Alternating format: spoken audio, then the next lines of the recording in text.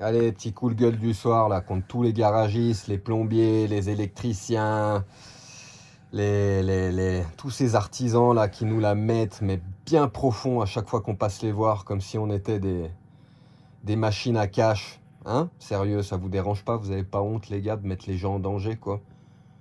Mettre les gens en danger, hein, les mécaniciens, c'est ça que vous faites, les gars, hein. Parce que si vous pratiquiez des tarifs normaux, ben, on pourra aller poser nos véhicules chez vous pour faire des révisions, pour que vous changez les pièces, etc., etc. Ce qui se passe là, en réalité, c'est que la plupart des gens qui n'ont pas beaucoup d'argent comme moi, ben, on fait quoi? On devient mécanicien sur le tas, alors qu'on est d'accord, hein, mécanicien, c'est une formation, c'est un boulot, c'est un taf, hein. Je vais pas dire c'est un art, c'est pas de l'art du tout, ça n'a rien à voir avec de l'art. Mais c'est un boulot à part entière, hein. On se forme pour être mécanicien, hein. Le commun des mortels, il n'est pas mécano, hein. T'as beau regarder des tutos YouTube, etc., etc. Moi, je vois bien, hein, quand je fais mes trucs sur le camion, tu vois tous les mécanos, les commentaires que vous m'envoyez d'ailleurs. Merci les gars, franchement, vous gérez grave. Bah, c'est là que je vois que bah, moi, je suis musicien, hein, je suis guitariste, je suis pas mécano, hein. Bon, ça fait 25 ans que je suis en camion, des 410D, j'en ai eu 13 ou 14. Je commence à connaître bien mon véhicule, c'est cool. Il y a plein de trucs qu'un mécanicien il ferait pas mieux que moi, mais il y en a plein d'autres que on l'a bien vu sur les plaquettes, hein. Vous m'avez dit de limer les rebords des plaquettes de frein quand j'allais les mettre, bah, c'était trop tard, je les avais déjà montées. Je savais pas, enfin bref, mécanicien ça s'improvise pas. Mais la réalité est là, c'est que c'est tellement cher le garage, vous nous escroquez tellement comme des sales, sérieusement, hein, c'est sale ce que vous faites, c'est dégueulasse. Puis vous mettez les gens en danger, quoi. Un mec comme moi, ça va pas trop, je sais à peu près ce que je fais. Ça fait tellement longtemps que je suis sur mon camion que je vais éviter de faire des conneries. Si j'ai un doute, je demande, j'ai des potes mécanos, etc., etc. Donc le risque est limité, hein. Mais il y a plein de gens pour réparer leur bagnole, pour faire leurs trucs, ils vont sur YouTube, ils prennent leurs pièces sur Oscaro, etc. Donc il y a plein de véhicules qui roulent qui sont dangereux. Donc en plus de voler notre fric, vous faites quoi? Vous mettez les gens en danger. Au lieu que le commun des mortels il puisse aller poser sa bagnole au garage tranquillement, faire une révision, sans faire des cauchemars la nuit de peur de se faire escroquer, désolé de parler comme ça, mais de se faire enculer, quoi. C'est de la grosse enculade, le garage. Moi, j'ai jamais vu ça. Au mois de janvier, février, j'ai amené mon camion chez Mercedes, je voulais pas me faire chier, il faisait froid. Ils m'ont sorti un devis à 3000 balles. Pour faire quoi? Joint spi, sortie de boîte de vitesse, tous les points de graissage, un tuyau sous le boîtier de direction, changer la pompe à vide et la courroie d'accessoires.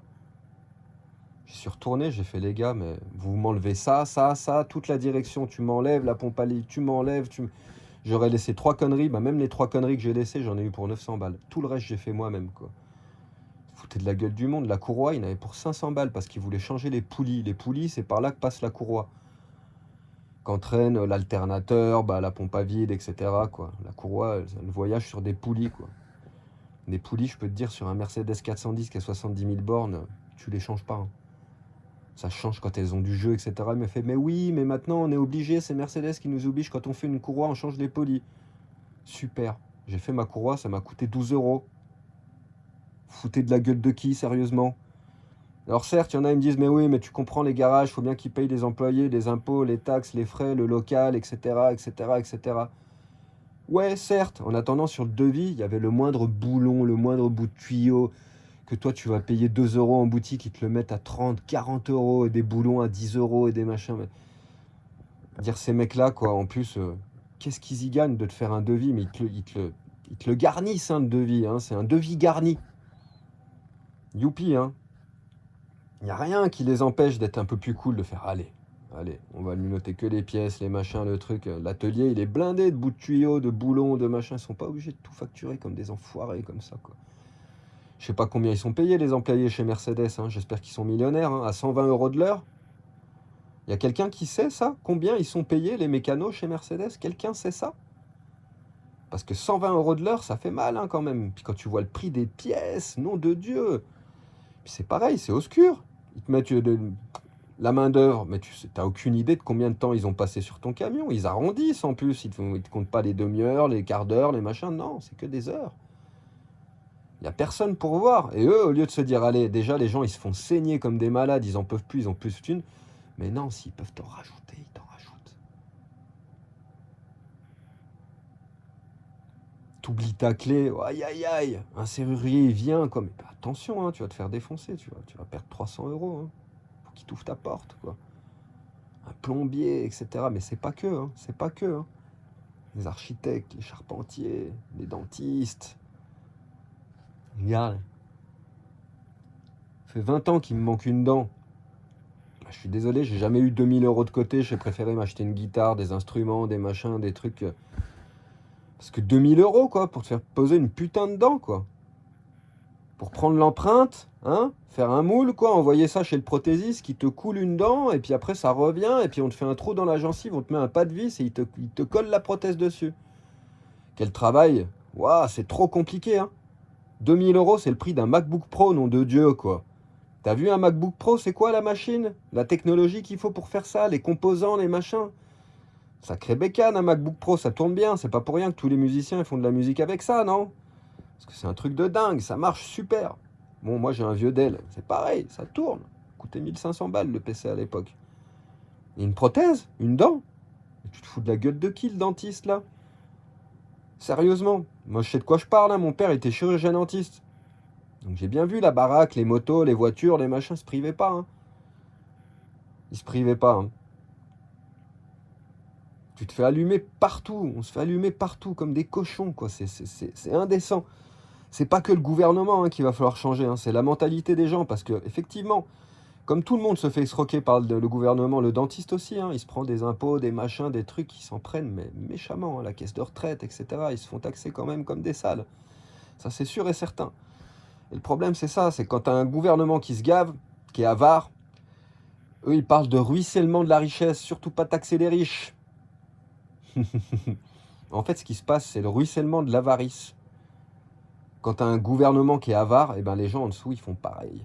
Ceux qui peuvent. Et tous ceux qui peuvent, c'est toutes les castes dessus. Il y a des castes, hein, faut pas croire. Il n'y a pas qu'en Inde qu'il y a des castes. Hein. Chez nous, c'est les mêmes castes. Hein. Les médecins, les docteurs, les architectes, les machins, les trucs. C'est tous des castes. Avant d'arriver tout en bas, les gens qui sont au SMIC et ceux qui sont à l'usine, ceux qui ramassent les poubelles, les machins, les trucs, c'est des castes. Bah, tous ceux qui sont au-dessus, ils s'en foutent que le gouvernement les taxe plus. Qu'est-ce qu'ils font? Ils augmentent leurs tarifs. Et ils font payer celui qui est en dessous. Le problème, c'est que la majeure partie des gens, ben, c'est la frange de la population qui est tout en bas. Et cette frange-là, elle commence à souffrir, ça commence à devenir compliqué, hein, vraiment. Moi, je le sais, je fais partie de ce niveau-là, hein, du premier niveau. C'est compliqué. Plus ça va, plus c'est compliqué. Donc il va falloir changer tout ça. C'est pas que le gouvernement qu'il va falloir dégager. Hein. Attention. Hein. C'est un reboot généralisé des mentalités, que les gens prennent un petit peu plus conscience, qu'ils aient de la compassion, de l'amour pour les autres et qu'on arrête de s'enculer les uns les autres comme si, de voir les gens comme des porte-monnaies, quoi. Les gens, c'est pas que des porte-monnaies. Ils ont beaucoup plus à t'apporter que de l'argent. Hein. Beaucoup plus. Hein. Alors certes, c'est cool, hein, d'être payé pour ton travail, de pouvoir vendre des trucs, etc. Quoi, mais au final, ce que les gens, ils ont de plus beau à t'apporter, c'est pas ça. Hein. Moi, je l'ai vu ces derniers jours, hein, je suis super reconnaissant. Merci pour tous ceux qui ont aidé. C'est trop cool, ça a payé tous les frais du camion, ceux à venir aussi, parce que je vais encore en avoir pour vraiment terminer ce freinage avec le maître cylindre. Là, il y en a au moins pour 200 balles de cylindre, etc. Je vais vidanger le moteur tant que j'y suis. Je ne l'ai pas fait depuis 2 ans, je vais vidanger le radiateur. Enfin, j'ai pas fini d'avoir des frais. Tout ce que les gens ont donné, ça va servir à ça. Mais au final, ce qui m'a fait le plus chaud au cœur, c'est tous les mots, tout le soutien, tous les conseils. Tous les mecs là qui ont du savoir en mécanique, qui étaient là au taquet à me dire tu fais ça, attention, attention, ça c'est de l'amour brut. Des gens qui donnent de leur temps pour que moi je finisse pas dans un ravin avec mon camion. Ça c'est cool, quoi. Ça c'est cool. L'argent aussi c'est cool. Ça a permis de payer les réparations. Mais l'humain, ce que les autres là, ce que j'ai reçu de plus précieux, c'est ça. C'est tous ces conseils, tous ces mots, tous ces gens qui m'ont dit attention, attention. Benjamin, attention, répare, fais ça, fais ci, attention, va pas te foutre dans un ravin, attention. Ça, c'est ce qu'il y avait de plus beau dans ce moment-là. Enfin, voilà, quoi. Voilà, va falloir changer les mentalités radicalement et puis arrêter de s'escroquer, de s'enculer les uns les autres, ça pourrait être pas mal. Histoire que la vie, elle devienne plus agréable pour tout le monde, en fin de compte, et puis que tu arrêtes de te faire du souci monstre à chaque fois que tu doives... Putain, mais t'imagines, moi, si je devais aller faire repeindre mon camion chez un carrossier. Wouah, mais c'est pas possible, personne ne le fait en France. Personne va repeindre son camping-car chez un carrossier. C'est normal. Le mec, il a un pistolet à peinture au compresseur, machin, dans un hangar qui est déjà prêt, etc. Bon, tu payes la peinture, quoi, mais normal qu'on te mette 7 000 à 8 000 € pour peindre un camping-car, là. Tu descends au Maroc, t'en as pour 10 fois moins cher, sérieusement, quoi. On va me dire, ah bah oui, le travail sera moins bien fait, etc. J'en ai rien à foutre qu'il soit moins bien fait, hein. Franchement, hein. C'est une fortune ce que ça coûte ici. À chaque fois que tu dois passer au garage, t'es là, putain, moi, c'est ce qui m'est arrivé l'autre jour, j'étais en stress. Putain, la dépanneuse, elle va m'amener au garage. Quand le garage, il te voit arriver avec la dépanneuse, tu sais qu'ils vont te la mettre, t'as pas le choix, t'es en panne. Bah voilà, 100 balles la purge, quoi. Nom de Dieu, quoi. Liquide de frein, il y en a pour 10 € le litre. Allez, ils ont peut-être payé 15 €, c'est du DOT 6, compétition. C'est-à-dire qu'ils se sont pris combien là pour la main-d'œuvre, pour machin. J'ai bien vu entre le moment où je les ai appelés, le moment où ils m'ont rappelé, apparemment ça leur a pris une demi-heure. 100 balles, bam, direct quoi. T'imagines tout ce qu'ils gagnent tous les jours et après il y en a quand même qui me disent mais oui mais tu sais, qui payent l'employé, qui payent les locaux, l'électricité, les pièces, les machins, les trucs. Mais t'inquiète pas, hein, ils se gavent comme des manales. Ils font ruisseler. Ça ruisselle, l'avarice elle ruisselle. Ils se font taxer certainement comme des malades aussi, bah t'inquiète. Et le pire c'est qu'ils m'ont fait payer sans facture quoi. Ils m'ont demandé d'aller retirer du liquide, hein. J'ai pas pu payer à la carte bleue, hein, donc j'ai dû aller au distributeur pour leur sortir du cash. Bien entendu, ils vont pas te déclarer, quoi. Et ça, tu crois quoi? C'est des pratiques super courantes chez les artisans, quoi. Et c'est toujours nous, c'est toujours les mêmes qui passons notre temps à se faire défoncer. Alors il y a une nana qui m'a dit putain, c'est pas cool, quand même ta situation, il y a un moment, il va falloir que tu changes ça, et puis que. Il va falloir que tu bosses, quoi. Regarde, t'as pas de thunes, il faut que les gens ils t'aident et tout, ça se fait pas. Alors je lui ai dit, regarde, déjà tu me connais pas. J'ai jamais eu besoin de l'argent de personne, je suis dans une situation un peu particulière, je vais pas m'étendre là-dessus.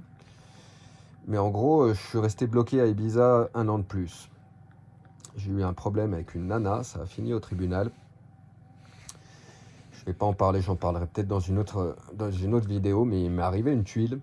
Vraiment, je suis tombé sur une sacrée saloperie. Et je me suis retrouvé bloqué sur l'île pendant 1 an, en fait, quoi. J'ai pas pu partir. Et donc forcément, quand je suis revenu au mois de février, j'avais plus un rond, fallait que je passe le contrôle technique, que je passe le camion au contrôle, j'avais plein de frais sur le camion, etc. Et puis plus de thunes, quoi. Moi, dans mon cycle, généralement, je me sers de mon camping-car pendant 2-3 ans, je le retape aux petits oignons, je me démerde toujours pour trouver des véhicules d'exception à des prix incroyables parce que j'ai le nez, je les connais bien, c'est pour ça que j'en ai eu 14, je sais comment les trouver, je les chasse, etc. etc. Et voilà, je m'en sers 2-3 ans et au final, au bout de 2-3 ans, je le revends à un certain prix parce que véhicule d'exception et puis derrière, c'est reparti pour un tour. Je recherche un autre véhicule qui est vraiment pas cher et c'est comme ça que ponctuellement, quand j'ai vraiment besoin d'une grosse rentrée d'argent, c'est comme ça que je fais depuis fort longtemps maintenant. Et là, je me suis retrouvé complètement bloqué dans le baba.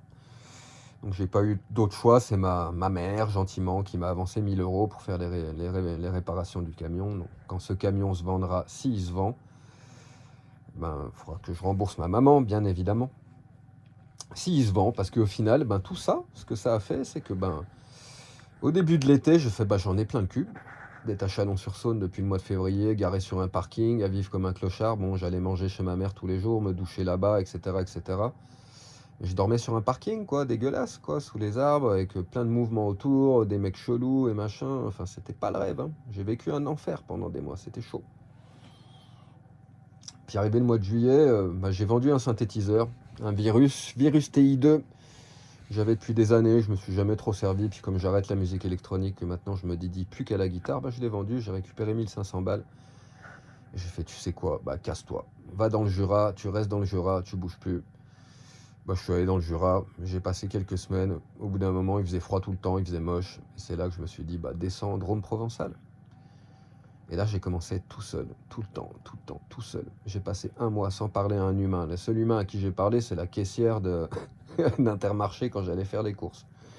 Au début, Lidl, j'avais pas le choix, j'avais pas de thunes. Il y en a qui me disent Lidl, ouais, après tu parles de bouffe, de qualité. Ouais, mais quand t'as plus un rond, t'as pas le choix, tu finis à Lidl, hein. Tu crois que ça m'enchantait? Non, ça m'a bien cassé les couilles, hein. Moi, j'aime bien aller au marché, chercher mes œufs frais, je mange les œufs crus, etc. J'ai une alimentation très spéciale, je bouffe que du frais, je bouffe aucun produit industriel, etc. Donc crois-moi, me retrouver chez Lidl, ça m'a fait mal au cul. Après toutes ces années d'indépendance et de tranquillité financière, là je suis passé, j'ai eu un passage qui était rude. Et ça m'a permis de me retrouver moi-même. Je me suis retrouvé tout seul dans la Drôme, au bord de ma cascade, là, pendant un moment, et puis à méditer, et puis à regarder Internet, et puis à commencer à voir ces youtubeurs dans leur camping-car. Puis je me suis dit, attends, mais Ben, mais t'es complètement con. T'en as des choses à raconter, t'en as du vécu, t'as un beau camping-car, regarde la guitare, t'as de la musique à diffuser, etc. Vas-y, balance, essaye, quoi. Bah, j'ai fait une vidéo, elle a fait 60 000 vues. Ça m'a permis de monétiser la chaîne YouTube, et bam, changement de vie. Maintenant, j'ai une communauté de 4000 personnes qui me suivent. Quand j'ai des galères, les gens y m'aident, même économiquement, c'est un truc de dingue. YouTube, il paye un petit peu. Là, il y a déjà 280 euros d'accumulés sur YouTube. Je sais pas quand je vais les toucher, mais depuis le mois d'août, je sais pas combien de centaines de milliers de vues, je peux regarder là. Hein, c'est vraiment. J'aime bien être clair. Les youtubeurs, ils vous diront pas hein, le fric qu'ils se font, etc., etc. Moi, je peux vous montrer, j'en ai rien à foutre, quoi. Alors. Je sais pas si vous voyez parce que j'ai tourné la caméra et je sais pas comment on voit. Bref, ma chaîne elle est enregistrée. 90 derniers jours on va mettre. Non, on va mettre la dernière année carrément. 232 000 vues, 22 000 heures de visionnage, 4100 abonnés, revenu estimé 283 euros. C'est pas grand chose, mais ça met du beurre dans les épinards. C'est un grand changement pour moi, c'est cool. Et ça grossit. Plus j'ai d'abonnés, plus il y a de gens qui font des dons. Je peux vous dire que j'ai reçu beaucoup plus que ça en donation. Et cette nana qui me dit ouais, il faudrait que tu bosses et machin, mais t'es pas contente toi d'avoir toute la musique en écoute libre? Parce que moi je suis pas comme les youtubeurs qui te font juste te montrent leur vie en camping-car, leur machin, leur tutoriel, leur machin, c'est tout aseptisé, leurs vannes ils sont tout blancs, ils parlent super bien, ils sont super polis, ils abordent jamais des sujets qui fâchent. Bah ouais, ils veulent toucher du monde, de la masse. Ils mettent des titres tapageurs, etc. pour que leur truc ça fasse 50 000 vues, etc. Moi, j'en ai rien à foutre, quoi. T'as bien compris ça, je pense, le délire, quoi. Je suis brut de pomme, hein, j'en ai rien à branler. Je peux parler très bien, je peux m'exprimer super bien, je peux être un petit peu chartier, je suis brut, quoi. Par contre, je donne à côté, quoi. Il y a des heures de guitare sur YouTube, il y a des enregistrements qui sont magiques, des trucs privés, qu'il n'y a que mes potes qui avaient ça, là, depuis des années. J'ai mis des trucs en ligne, là. Il y a des millionnaires, des bizades, etc., des personnes. Attention, quoi, ce son-là, il commence à être connu un petit peu dans pas mal d'endroits, quoi. Et jusqu'à maintenant, il était privé. Il n'y a que mes proches qui l'avaient, quoi. Bah là, j'ai tout foutu en ligne, c'est dispo en écoute libre. Et il y a quand même une nana qui arrive à me dire ça, ouais, il faudrait que tu bosses, etc. Mais tu te rends pas compte, en fait, de ce que je fais, quoi. Déjà, YouTube, bah, il me paye presque que dalle, quoi. Donc moi, je trouve ça pas mal que les gens, ils me soutiennent.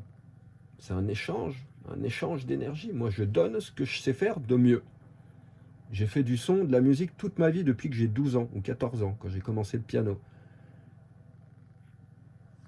Après, à 16 ans, j'ai commencé la guitare électrique. À 18 ans, j'ai fait de la basse. Après, je suis parti en Inde, commencé le sitar. Après, musique électronique. Pendant des années, des années, des années. Il y a 7 ans que j'ai repris la guitare. Et cette coup-ci, guitare classique, flamenca, je réapprends tout depuis le début. Mais j'ai jamais arrêté de bosser la musique. J'ai fait que ça toute ma vie. Et ce que je te donne là en écoute libre, c'est le fruit d'une vie de travail. Mais il y en a, ça leur suffit pas. Ils sont encore à me dire non, mais il faudrait quand même que tu ailles bosser. Regarde, c'est pas cool. Les gens, ils sont obligés de t'aider. Tu peux pas rester dans une situation comme ça. Où... Bah, si, en fait, je trouve ça super cool. Et j'ai eu la joyeuse idée cet été de monter ce canal YouTube sur le camping-car. Il existait déjà hein, cette chaîne, mais que pour la guitare. Ça ramenait pas grand monde, etc. Parce que je sais pas pourquoi, parce que je faisais jamais de promo ni rien. Donc je me suis dit, allez, fais un truc sur la van life. On va voir si ça marche. Et bam, ça a marché direct. L'univers, il attendait que ça. Et pour ça, j'ai eu besoin de prendre mon camion. Je suis parti avec 1100 euros, quoi. Quand le synthé, il s'est vendu, je suis un peu resté à Chalon. Je suis parti, il me restait 1100 balles. Imagine prendre la route avec 1000 euros et t'arrives la moindre trulle, le moindre truc. Bah forcément, j'allais faire mes courses à Lidl. Tu m'étonnes. Qu'est-ce que tu voulais que je fasse d'autre, quoi? Et c'est en m'isolant, en étant face à moi-même, tout seul dans la Drôme, tranquille, que j'ai médité, que j'ai trouvé une solution, bordel, quoi. Ça m'empêche pas d'aller jouer dans la rue, etc. Je l'ai fait toutes ces dernières années, mais c'est pas viable, tu gagnes pas assez avec ça, puis c'est dur. Souvent, je passais 6 heures à jouer dans la rue. Des fois, je faisais 80 balles quand j'avais vraiment de la chance, mais généralement, c'était entre 20 et 40 euros pour jouer 6 heures. De la musique de pointe, de la musique classique. Il y a des guitaristes flamenco pour jouer ce que moi je te joue, quoi. Ils sont payés 10, 15, 30, 50 000 euros le concert. Moi, souvent, je gagnais 20 balles avec ça, quoi. Donc, il y a un moment, je me suis dit, mais arrête d'être con, toi aussi. Tu fais ta chaîne, là, sur la Wildlife, sur le camping-car. Montre un petit peu aux gens qui t'es, ta vie, etc. Et ça marche. Il y a plein de gens qui kiffent, c'est cool. Donc non, je me sens pas mal, non, je me sens pas coupable parce que bah, contrairement à tous ces youtubeurs qui sont juste là à montrer leur gueule, leur joli camion, les endroits où ils vont, bah moi je le fais aussi.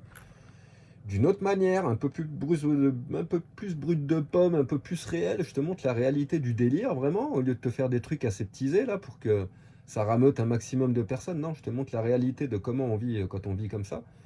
Et en plus de ça, je te file toute ma musique gratos. Puis là, il faut que je m'en occupe. Ça fait un moment que j'ai pas mis de trucs, mais j'ai encore plein d'enregistrements. Il y a plein de choses que j'ai pas mises. Donc, je vais pas arrêter quoi, de balancer de la musique gratuite. C'est un échange. Les gens, ils me soutiennent. Quand il y a des vues, bah, je suis payé un petit peu par YouTube. 3 carottes, pas grand-chose. J'ai désactivé les Super 5, ce qui te permet de me payer sur YouTube. J'aurais pu les laisser actifs parce que YouTube, il prenait 70%, mais il me reversait une misère. Donc plutôt que de gagner une misère, j'ai fait, bah, fuck you YouTube. On laisse tomber, on allume tout ça. Donc forcément, je compte un petit peu sur les gens, quoi. C'est normal, c'est un échange. Si vous voulez que cette chaîne, elle tienne, que je puisse continuer à filer ma musique gratuite, c'est comme ça que ça tourne. Il faut que les gens, ils donnent un petit peu. C'est normal. Sinon, j'arrête de mettre la musique gratuitement, je vais aller retourner faire des concerts, etc. Et je me dépatouille autrement, il n'y a pas de problème. Je revends mon camion derrière, je récupère 30 000 euros de la vente du camion. Pas un souci, encore 30 000, je suis gentil, parce que le dernier que j'avais, il n'était pas du tout dans cet état-là. Il s'est vendu un peu plus de 30 000 euros. Je peux te dire que celui-là, au début de l'année, j'ai reçu des offres à 45 000 euros. Si je le vends, je me mets bien, hein, c'est cool.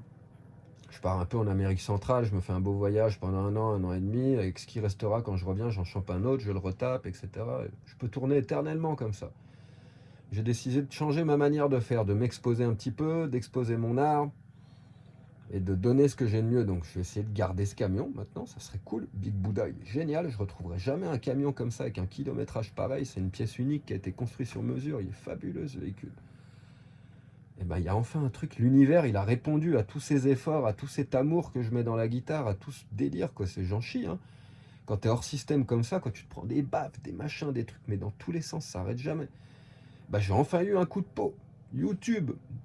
Moi qui critiquais les youtubeurs, les machins trucs, bah je me retrouve à faire des vidéos, des trucs, donc j'essaye d'être fidèle à mes valeurs, quoi.